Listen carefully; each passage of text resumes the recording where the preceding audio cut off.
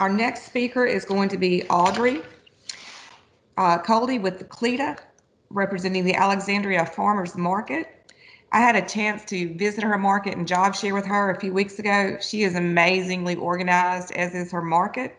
So please welcome Audrey to our webinar. Thank you. Thank you. Oh, I'm so excited. Let me go ahead and pull up my PowerPoint. I like to use photos and it's too big to email. All right, so to start off, I just wanted to reintroduce myself as the market manager for the Alexandria Farmers Market for the past couple years, and just talking a little bit about how to be a good vendor, and which also includes making our customers happy. So I'm really excited to talk about it. It's something near and dear to my heart. So to start off, whenever we have our rule in our Alexandria Farmers Markets rules and regulations, one of the first things that comes up is our vendor code of conduct. And in that, we discussed, the very classics of integrity and transparency, respect for each other. But one of the points that really I like to point out is that the intent of the market is to win friends, benefit the vendors, the customers, and the community as a whole. And so it really is that multifaceted element that makes up a farmer's market, and makes it a lot more interconnected and more complex as well.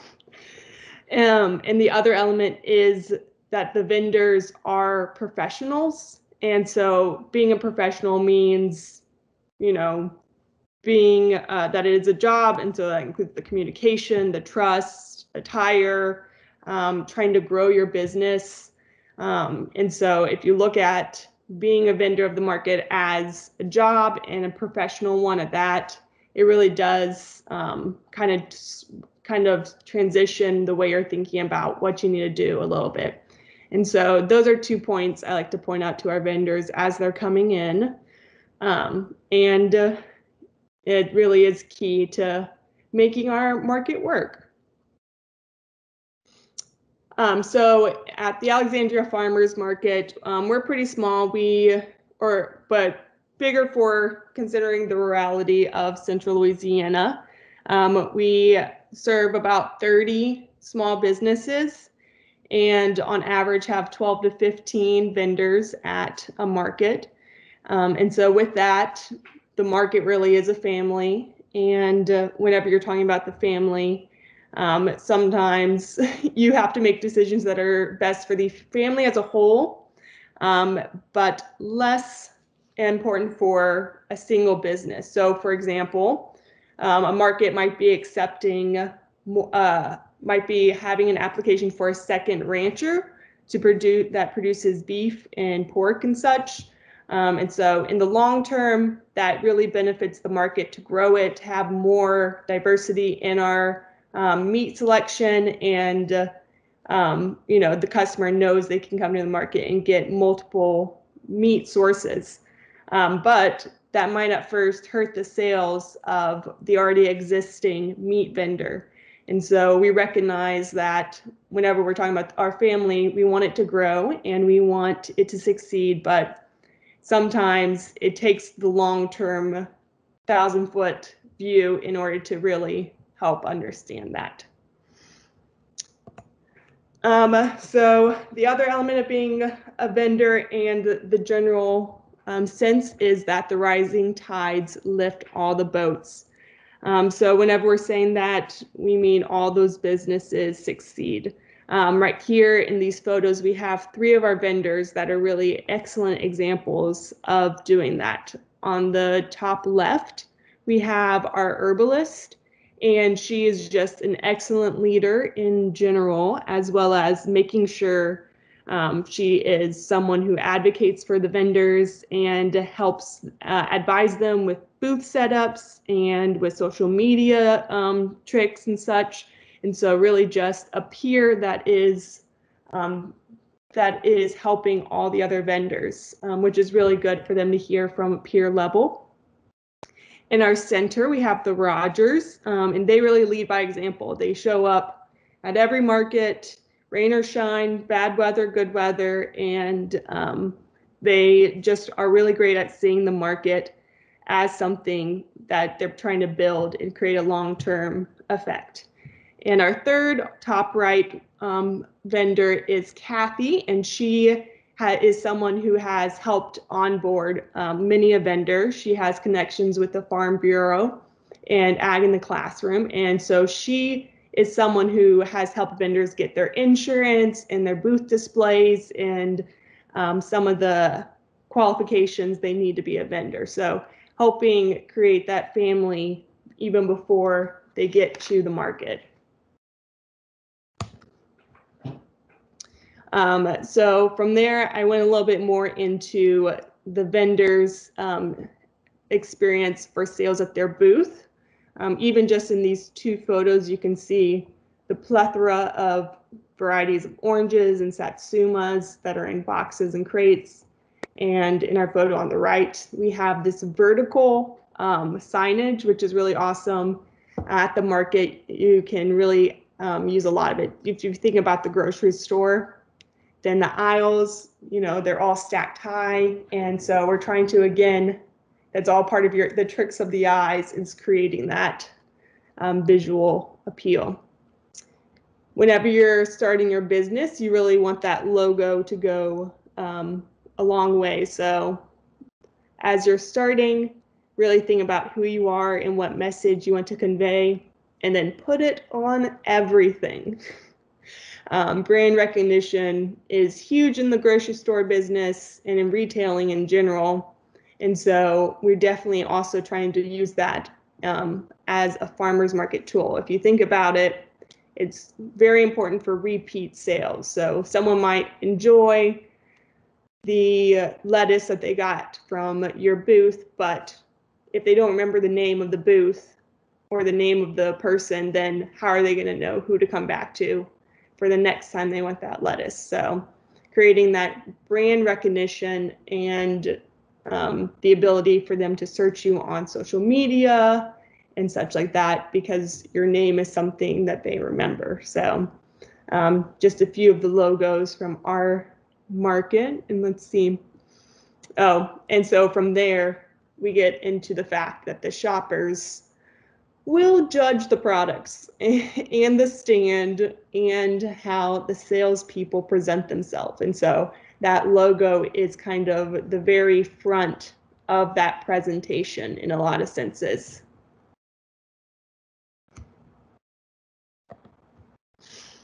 So similarly to what Mr. Carey was talking about, that produce selection is so important for the market. Having those core crops, those cash crops at your booth, like those tomatoes or mustard greens, but then having those fillers as well that are really going to fill up your booth.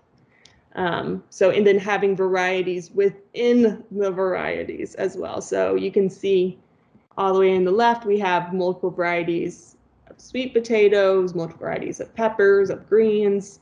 So that gives you not only a little bit of a refined palette for people to kind of pick and choose, but also it gives you a little bit difference of harvest dates, as well as succession planting in order to continue to harvest and have that table full throughout the entire season while you're growing that. And then we go into visual appeal of the booths. So making the most of that 10 by 10 square foot area. And so you're really gonna, again, utilize that vertical signage in trying to pull people in and let them know where you stand. At the market, you can easily get a lot of window shoppers, which we have to try and convince them to go from window shoppers to buyers. And so we do that with a lot of those techniques to create dimensions within your booth. So baskets and boxes to create this overflowing plethora and just a visual appeal, and as well as going all the way back with it, because your average customer will reach all the way like 3 feet into your display without feeling awkward. So really feel free to utilize that entire space. And create a bountiful table. The old saying, pile high and watch it fly, is just the truest thing ever said. So instead of just having 1 or 2 things on the table, go ahead and create an overflowing feel of plethora, and go ahead and consolidate throughout the market. If you are starting to run low on a crop, go ahead and take down a table and kind of consolidate it into one overflowing spot still.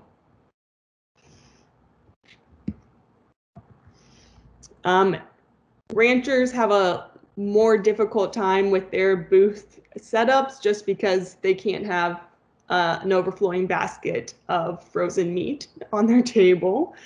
They have to get a little bit more creative, so still creating a visual booth with photos of their farm and their cuts, using meat puns or animal statues. So you're still trying to create a visual appeal and let them know really what you're selling. But you have to get a little bit more creative with it. And then something that all vendors have to do, which is teach shoppers about their product. I feel like I've seen a lot of our ranchers do a really good job of it by guiding them to what the customer wants. So maybe a customer doesn't know the exact cut they want, but they know that whether they want fatty or lean meat, they want flavor or tender, and they know what kind of price range they're looking at. And so really getting that meat into the hands of the customer and helping guide them to the cut of meat that they want is really important for these meat vendors. Audrey, Mr. Carey's really impressed by all the colors on your slides with the displays of the food. And then Marby Barker said that your farmers market logo is very appealing. You also have a question from Prudence asking, is there any advice and resources for starting a farmers market in the very underserved market of East Carroll Parish? Here it is very difficult for producers to get a market to sell. Any ideas? Prudence, that's actually the project that I work with, and I will shoot you an email very first thing tomorrow morning and love to work with you. Yeah. I mean, because for sure, getting those farmers as a part of that market is, of course, the first step. One of my coworkers, that's one of her jobs too, is working with various farmers markets in central Louisiana. And it's always, first you get the farmers, then, you get the social media elements going and the news, and then you stay consistent, which is a very difficult thing in the long run, is staying consistent. And that's why we value those vendors that are able to come to every market, all 50 markets in a year, Mr. Carey posed the question, are backyard farmers or backyard growers welcome at the market? And also Erica would like to know, do you have any suggestions on getting more customers to the market? Yeah, so for backyard gardeners are of course welcome to our market. We do try and serve a year-round. We are a year-round market, so it does make it a little bit more difficult, but we do have various farmers that are summer only, if that's the kind of thing you're looking for. We do require our vendors to have liability insurance, and so before someone comes to the market, it can be, they have to have like they have to pay $300 for liability insurance. So that's one of those costs of doing business we see, especially in Louisiana, where unfortunately people like to sue other people. And so that just protects our farmers in the long run, but it is a difficult startup for them. Was there another question? Getting farmers to the market, if you had any suggestions, and also there's several questions about the insurance. If you want to go ahead and talk about the customers, and then I'll catch you up on the rest. Getting Sure. customers to the market. Okay. Yeah. So getting customers to the market, again, consistency is really important, building up a culture that knows where their market is. So we've been at, for instance, our Tuesday market's been in the same location for the past 4 years, I believe, since it moved from a block down the road on Texas and Jackson. And it's really helped because people know where it is when it is. I use a lot of social media in getting the word out. And so at this point, our Facebook page does have 9,000 people that like it. And so again, building it over years, putting money on our posts. And we've been lucky enough that we've had press releases and had done interviews on our local news channels, which always gets people out. And so by hosting events, that really always, they want to cover those events, and those shoppers that come on a days where we have live music or some kind of arts and crafts for the kids, they may not always be shoppers that day, but it helps get the word out that the market is there and the kind of things they can expect at the market. Our food demonstrations. Or food demonstrations, that's right. We love our food demonstrations for sure.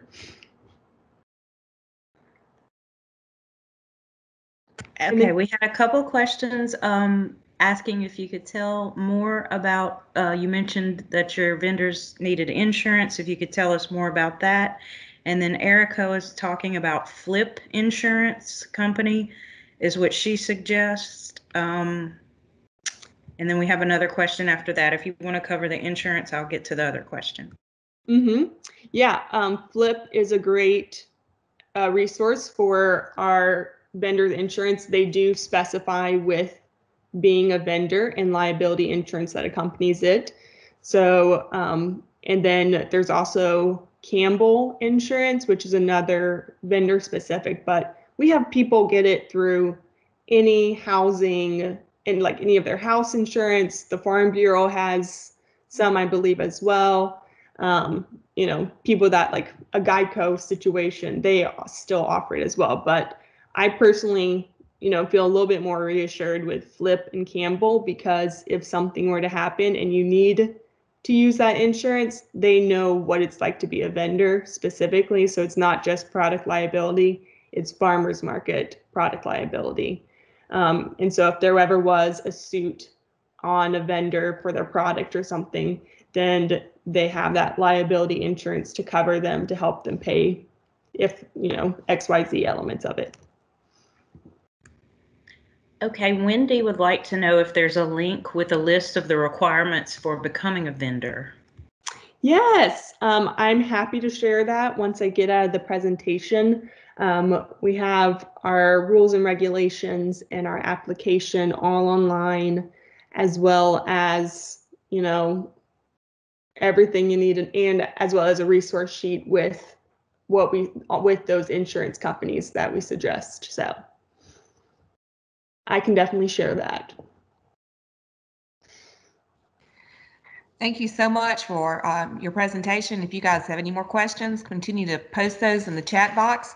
And we're going to move on to our next two presenters. They are Cami Simic of Food for All and Alessandro Holzapfel from the LSU Ag Center.